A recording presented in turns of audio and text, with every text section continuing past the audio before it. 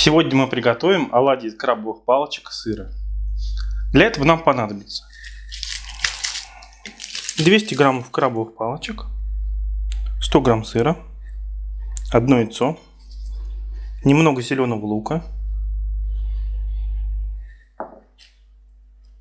2 столовых ложки сметаны и 1 столовая ложка муки.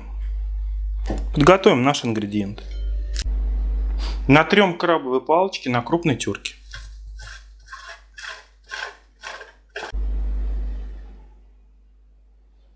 Натрем сыр.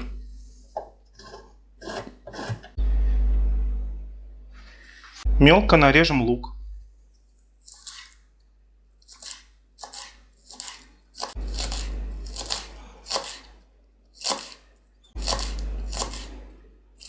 Перемешиваем наши ингредиенты.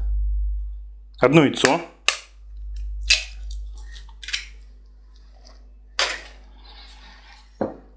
натертый сыр и крабовые палочки.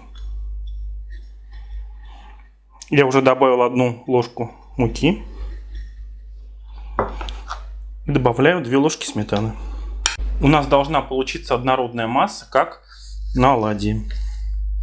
Разогреваем на сковороде масло и столовой ложкой формируем оладьи.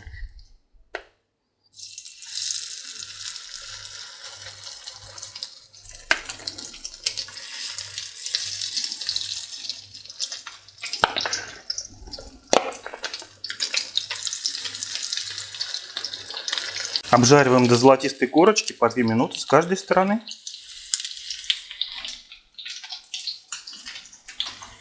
Нежные оладьи с сырным вкусом готовы. Приятного аппетита!